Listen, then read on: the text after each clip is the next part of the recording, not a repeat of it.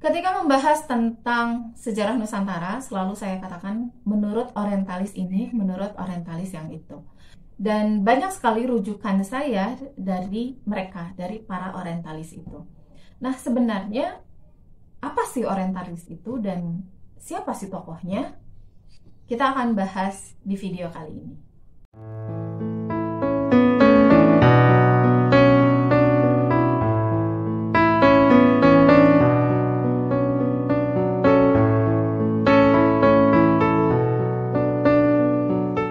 Assalamualaikum warahmatullahi wabarakatuh. Membahas Indonesia, membahas sejarah Nusantara, membahas budaya kita, maka kita tidak bisa lepas dari pendapat-pendapat para orientalis. Salah satu yang paling sering disebutkan dalam sejarah Nusantara, seorang orientalis yang bernama Christian Snok Horgonje. Saya tidak tahu cara bacanya apakah Horgonje atau Horgonje. Gitu ya. Jadi kalau saya mengucapkan satu di antara dua itu berarti itu orang yang sama. Atau saya juga pernah menyebut tentang Tommy Pires. Kemudian ada nama Thomas Stamford Raffles, atau ada juga nama G.J. Racing ya.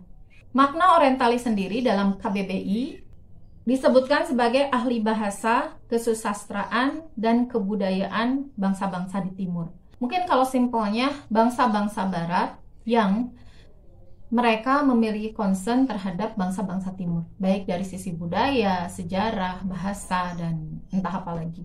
Dan mereka sudah melakukan penelitian gitu, dan memiliki catatan yang juga sangat lengkap. Karena datangnya dari orang khususnya tentang sejarah Islam di Nusantara, karena kita mendapat salah satu sumber dari mereka ini, maka mereka ini tentu harus kita waspadai mungkin ya, atau bukan waspadai lah, tapi harus cek and recheck kembali gitu ketika mendapat berita dari mereka. Kenapa kita harus bersikap seperti itu? Salah satunya adalah karena contohnya saja ada satu tokoh yang akan kita bahas sekarang, yaitu Christian Snok Horgonje, yang dia memiliki kiprah yang sangat luar biasa di bidang ketimuran, khususnya di Islam di Nusantara. Anda mungkin sudah mengenal nama ini. Ini nama yang kalau menurut saya gitu ya, ada di nomor satu daftar orientalis besar gitu ya di dunia.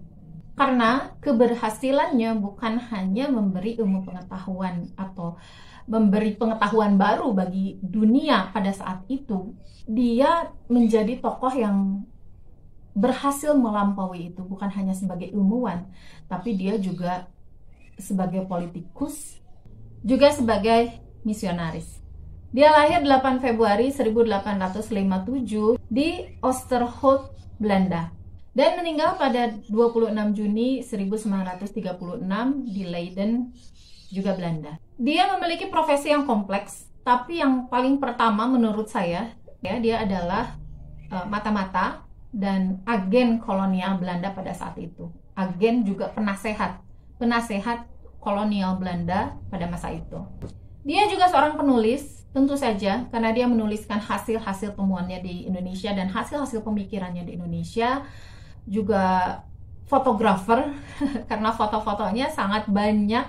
Bahkan foto-foto klasik Indonesia itu didominasi oleh jepretan kamera dia. Dalam bidang pendidikan, dia adalah profesor yang sangat cerdas memang. Tidak bisa dipungkiri, dia adalah seorang yang pintar, yang cerdas, yang mungkin kecerdasannya melebihi rata-rata orang lain. Kenapa saya katakan dia pintar? Karena dia fasih dalam berbahasa Arab. Dia seorang non-muslim barat pada masa itu, dan dia fasih dalam berbahasa Arab. Dan dia di masa itu ya, bukan masa sekarang yang ilmu begitu mudah didapatkan. Tetapi di masa itu saya pikir seseorang yang bisa melakukan ini hanya orang-orang yang luar biasa. Dia seorang lulusan doktor dari Universitas Leiden.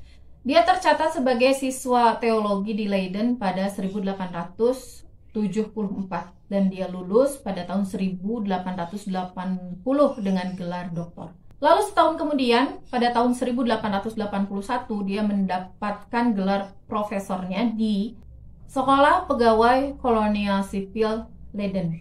Kehebatannya bukan hanya di otak dia, tetapi dia juga memiliki kehebatan di bidang lobby ya dan komunikasi. Dia berhasil masuk ke Mekah pada tahun 1885 dan pada masa itu Mekah ada di bawah kekuasaan atau ada di bawah pemerintahan dinasti Ottoman atau Bani Utsmaniyah.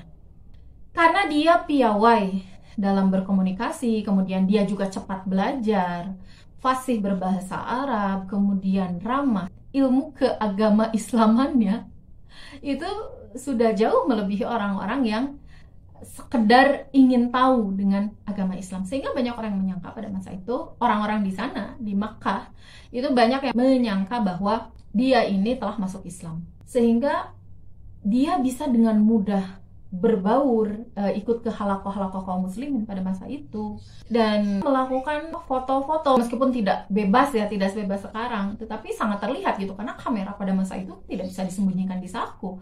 Kamera pada saat itu adalah kamera yang besar yang mungkin harus digotong ya untuk membawanya gitu, tetapi seorang Horgonya dia mendapatkan keistimewaan itu. Tetapi diketahui Snow Horgon sendiri di dalam sebuah surat yang dia tujukan kepada temannya yang bernama Karl Bezort, mudah-mudahan benar saya ngomongnya, yang tertanggal 18 Februari 1886, setahun setelah dia masuk ke Makkah. Dia menuliskan bahwa dia telah masuk Islam, tapi pura-pura saja. Berarti dia, ketika dia mengakui bahwa dia masuk Islam untuk pura-pura, berarti ada proses dia berpindah agama, meskipun hanya pura-pura. Dan proses inilah yang menurut saya menjadi kepercayaan ya pemerintahan Ottoman di Jeddah, sampai mengizinkan, bahkan memberikan guide gitu ya kepada Horgonya untuk belajar Islam dan menghadiri halakoh-halakoh di kota Mekah. Dan pada masa itu halakoh-halakoh tersebut dilakukan di masjid, baik Masjidil Haram maupun Masjid Nabawi. Surat ini masih bisa Anda lihat di perpustakaan Universitas Heidelberg. Kemudian pada tahun 1889 muncul laporan dari seorang profesor Leiden, profesor Melayu dari Universitas Leiden, yang laporan itu memuat 1.400 halaman tentang khusus tentang keadaan Aceh, tentang situasi di Aceh dan Islam tentu saja. Karena Aceh itu selalu sampai sekarang diidentikan dengan Islam. Ini berlatar tentang betapa sulitnya kolonial Belanda masuk ke Aceh. Betapa beratnya perjuangan kolonial, perjuangan kata mereka ya, perjuangan kolonial ini untuk menaklukkan Aceh. Sehingga surat ini memicu orang-orang Belanda singkatnya untuk mengutus, mendelegasikan Snow Horgon untuk terlibat dalam penyelesaian masalah Aceh ini. Jadi disclaimer sebagai latar belakang saja bahwa Belanda pada tahun itu sudah hampir 40 tahun atau bahkan lebih berusaha untuk menguasai Aceh, tetapi belum berhasil. Bahkan telah menghabiskan biaya yang sangat besar untuk menaklukkan Aceh ini. Dan sebetulnya misi Snow Horgonya ke Makkah salah satunya adalah misi rahasia ya. Salah satunya adalah untuk melihat apa sih yang terjadi di Makkah, sehingga orang-orang pribumi yang mereka melakukan perjalanan haji ke Makkah itu ketika pulang menjadi seseorang yang berubah gitu. Dan tentu saja karena Islam tidak menyukai penjajahan, itu menjadi ruh bagi mereka untuk melawan penjajahan Belanda, untuk melawan kolonial. Selama di Makkah itu, Christian Snow Horgonya melakukan spionase, jelas mencari dan melihat apa sih yang terjadi di sana. Apa sih yang dibicarakan di halakoh-halakoh, terutama halakohnya halakohnya pribumi Nusantara. Dia masuk ke sana, dia sampai mendapat data bahwa memang Islamlah yang membuat mereka berubah, membuat pemikiran ya dan semangat mereka, ruh mereka menjadi berkobar dalam melawan Belanda. Sehingga Snow Horgonya mendapatkan kesimpulan, singkatnya ya, mendapatkan kesimpulan bahwa harus ditandai orang-orang. Jadi tidak bisa melarang karena kalau melarang orang-orang pergi haji, itu akan terjadi pergolakan yang sangat besar gitu, dan Belanda tidak akan sanggup untuk menahannya, sehingga diakalilah dengan menandai mereka yang pulang dari Arab dengan sebutan haji. Pada tahun 1887, Christian Snokhorgonje diangkat sebagai penasehat khusus untuk Hindia Belanda khususnya dalam menangani masalah ini. Mulai tahun 1871, Hindia Belanda mengangkat seorang penasehat yang khusus menangani hal ini. Dan Christian Snokhorgonje itu diangkat menjadi penasehat ini pada rentang waktu tahun 1889 sampai 1905. Dan ketika menjadi penasehat inilah dia memberikan masukan-masukan yang luar biasa kepada pemerintah Belanda. Snokhorgonje membagi Islam dalam 3 hal. Yang pertama adalah ibadah, yang kedua sosial masyarakat, dan yang ketiga adalah politik. Menurut dia, ketika kaum muslimin masih ada di sekitar 1 dan 2, ibadah dan sosial masyarakat masih bisa ditolerir dan masih bisa dimaafkan dan tidak perlu diperangi. Tetapi ketika mereka sudah masuk ke politik, melawan Belanda dan sebagainya, maka itulah yang harus ditindaklanjuti. Hal ini sampai sekarang dipakai oleh musuh-musuh Islam untuk menghindarkan Islam dari menghindarkan kaum muslimin, apalagi kaum muslimin yang hebat, untuk masuk ke dalam ranah politik. Mereka yang sudah masuk ke dalam ranah politik, mereka akan diserang, dihabisi. Dan apalagi Snokhorgonje juga melihat perkembangan dunia pada saat itu yang memang sedang terjadi kebangkitan, yang memang sedang terjadi di mana-mana pan-islamisme. Dan inilah yang menurut Snokhorgonje harus diwaspadai dengan kewaspadaan yang penuh. Dan Christian Snokhorgonje juga memiliki cita-cita untuk merubah kebijakan kolonial, merubah sikap mereka terhadap pribumi, terhadap kaum muslimin. Sehingga pada tahun 1889 itulah dia pindah ke Nusantara dan tinggal di Nusantara, atau tinggal pada masa itu disebut pemerintahan Hindia Belanda.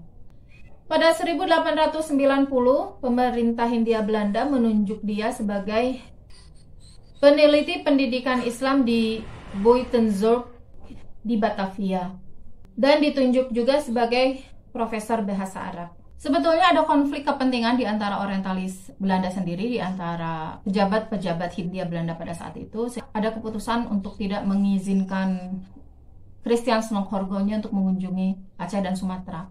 Tetapi kita bisa melihat ya bagaimana concernnya dia terhadap cita-citanya untuk merubah Nusantara, merubah kebijakan Hindia Belanda terhadap Nusantara.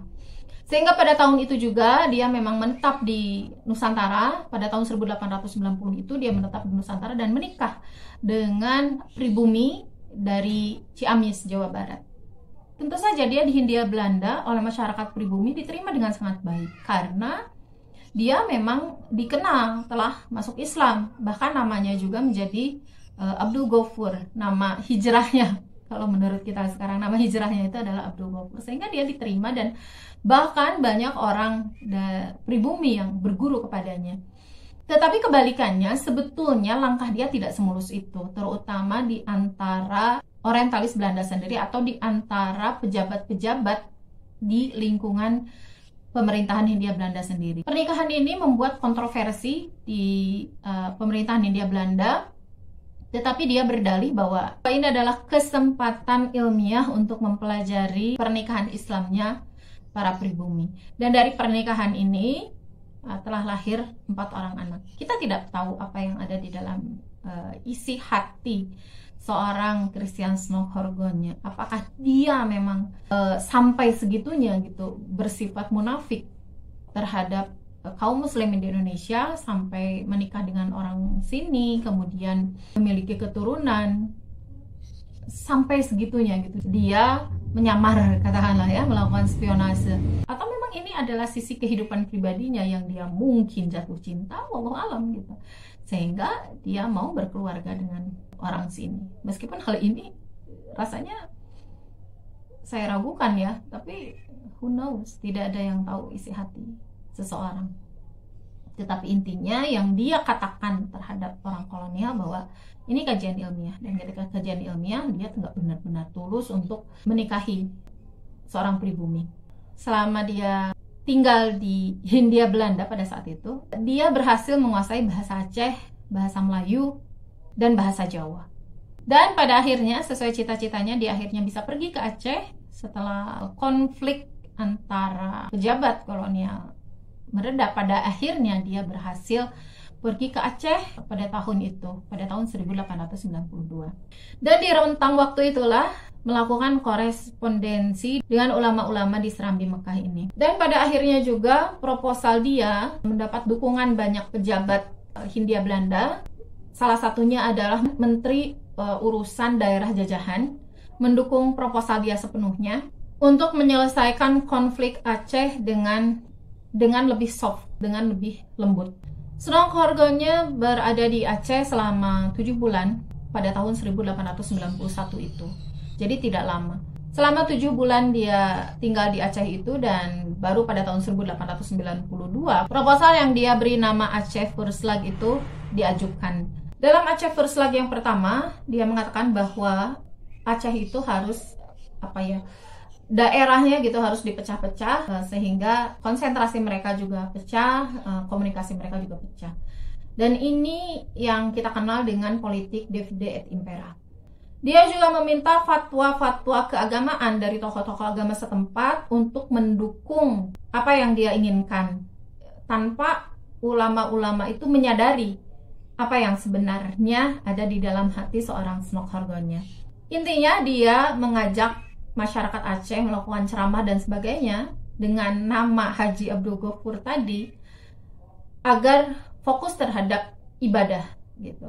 Intinya menjauhkan mereka dari politik, menjauhkan mereka dari perlawanan terhadap pemerintahan Hindia Belanda. Pada tahun 1903 Kesultanan Aceh takluk, tetapi ini tidak membuat perang berkepanjangan, perang Aceh itu berhenti secara total. Hindia Belanda memerintah Aceh masih dengan gangguan-gangguan dan sebetulnya ya dalam keadaan perang juga, sehingga menurut kolonial Belanda apa yang dilakukan Snokkhorgonya itu tidak terlalu berimpact atau berakibat baik bagi pemerintahan Belanda.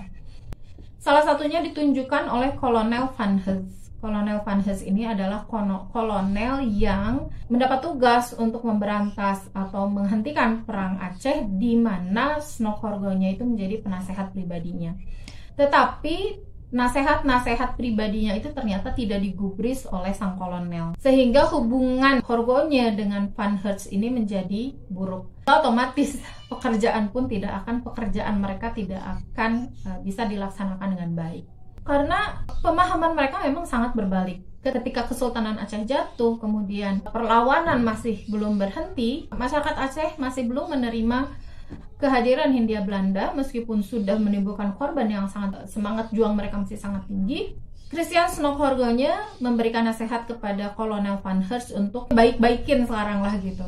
Ada orang Aceh sekarang baik-baikin, supaya merubah pandangan mereka terhadap kolonial Belanda. Christian Snokkhorgonya ini ingin merubah pemikiran masyarakat Aceh bahwa Belanda itu nggak seburuk itu kok, gitu. Belanda itu sebenarnya baik, gitu. Jalan politik yang diambil oleh Christian Snokkhorgonya ini jelas ditentang oleh Kolonel Van Hees, dan pertentangan inilah yang menjadikan pertentangan yang cukup tajam, sehingga menyebabkan pada akhirnya Christian Snokkhorgonya keluar dari Aceh dan kembali ke Belanda.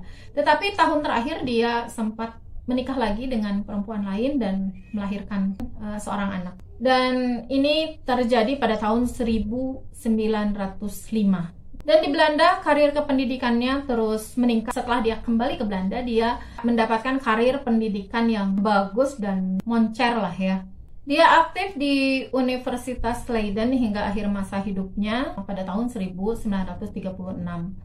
Dari rentang waktu 1905 saat kepulangannya hingga kematiannya di 1936, dia menghasilkan banyak karya, banyak tulisan, dan dia bahkan menjadi rujukan oleh orientalis-orientalis lainnya dalam keilmuan oriental atau keilmuan ketimuran. Dia sempat ditawari menjadi guru besar di Universitas Kairo karena menjadi rujukan banyak juga buku-bukunya yang diterjemahkan ke dalam berbagai bahasa Eropa, diantaranya berbagai bahasa Barat, diantaranya bahasa Prancis, Jerman, dan Inggris. Karena bahasa tulisan aslinya dia menulis dalam bahasa Belanda. Dia juga tetap menjadi penasehat sekaligus juga kritikus bagi pemerintahan Belanda dalam kebijakan-kebijakan mereka di tanah jajahan, khususnya di Hindia Belanda. Pemikiran-pemikiran dia ternyata diserap oleh bangsa Indonesia, baik pada saat itu, karena pada saat itu dia memiliki murid yang cukup banyak dan murid-muridnya terkenal, dan pemikiran-pemikirannya di bidang ilmu pengetahuan juga, di bidang sejarah khususnya, itu dipakai hingga sekarang dan menjadi rujukan, bahkan rujukan untuk siswa-siswa kita di bangku sekolah. Dan ini mungkin harus jadi pemikiran serius ya untuk pemerintahan sekarang, bahwa ilmu pengetahuan berkembang terus dan sudah diketahui siapa sebenarnya Snokkhorgonya, dan pada orang munafik kita tidak mungkin menyandarkan ilmu, menjadikan dia sebagai sumber ilmu gitu.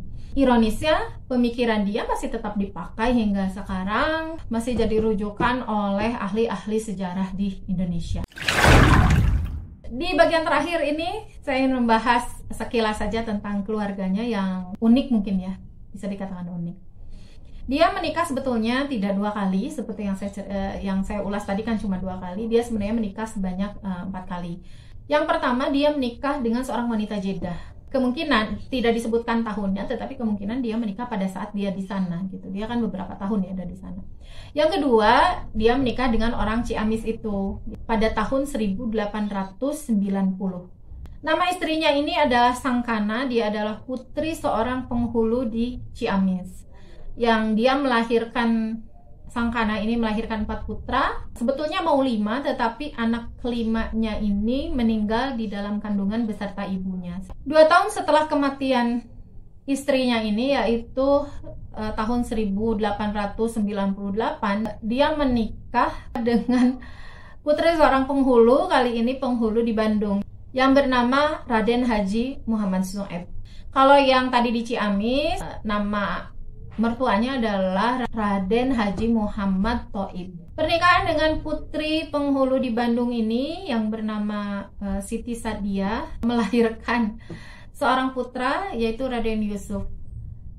Dan dia tidak berkesempatan untuk bertemu ya dengan ayahnya, dengan Christian Snokkhorgonya, karena pengalihan tugas itu. Raden Yusuf ini diketahui memiliki 11 orang anak, dan salah satu anaknya ini adalah orang terkenal, yaitu Edi Yusuf, yang dia seorang atlet bulu tangkis yang sempat memenangkan Piala Thomas pada tahun 1958 di Singapura. Lalu setelah kembali ke Belanda di tahun 1910, dia juga menikah dengan orang Belanda, seorang putri pendeta.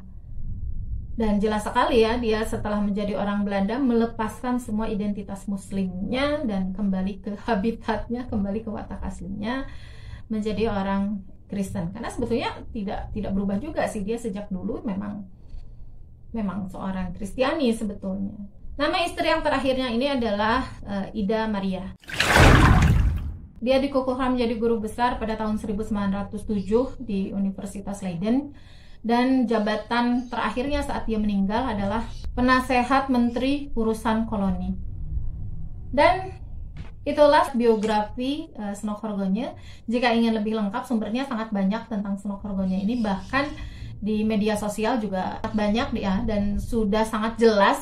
Semua sumber yang saya temukan mengatakan bahwa dia seorang spionase mata-mata dan menjadi Islam hanya pura-pura saja, karena ya jelas-jelas dia mengatakan itu sendiri di suratnya yang ditujukan kepada temannya itu.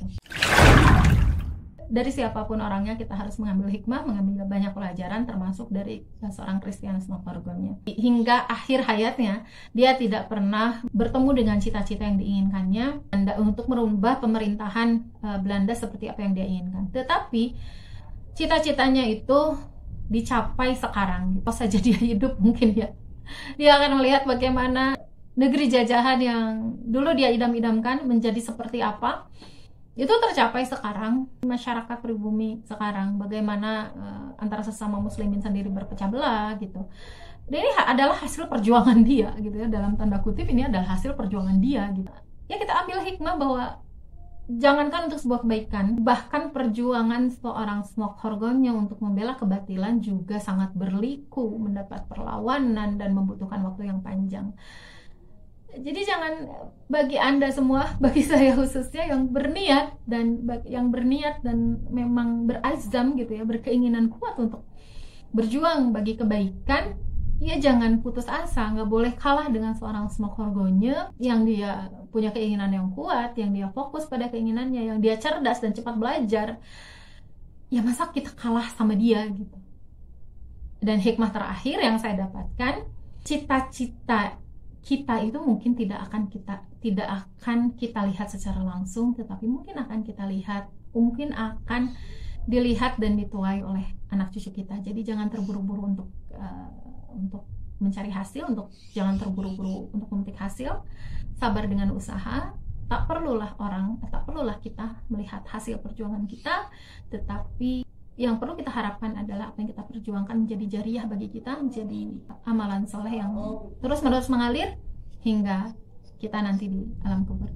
Semoga Anda bisa mengambil hikmah lebih banyak, semoga Anda bisa mengambil motivasi yang lebih banyak dari apa baru saja saya share. Dan mohon maaf apabila ada kesalahan, dan apabila ada sesuatu yang menurut Anda ini nggak benar gitu, informasi yang saya sampaikan tidak benar, Anda boleh mengoreksinya di kolom komentar, tentu dengan kata-kata yang sopan. Sampai jumpa lagi di program Baca Sejarah. Anda harus tetap bersama di sini karena hanya di sini Anda akan mendapatkan sejarah dengan sumber yang benar dan terpercaya. Terima kasih. Wassalamualaikum warahmatullahi wabarakatuh.